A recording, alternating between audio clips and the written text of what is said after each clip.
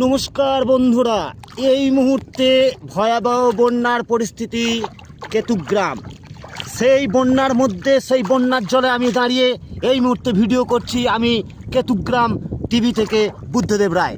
তো এই মুহূর্তে বন্যার পরিস্থিতি এমনই পরিস্থিতি হয়েছে যেখানে গৃহপালিত পশু থেকে শুরু করে এবং মানুষজন সব খুব কষ্ট করে পারাপার করছে এই জলাভূমি। আসুন আমরা জলে নেমেছি। এই মুহূর্তে জিজ্ঞাসা করছি, একজন রয়েছে আমার কাছেই, এই যে ভাই রয়েছে। ভাই, কি পরিস্থিতি এই মুহূর্তে? খুব কঠিন অবস্থা দাদা।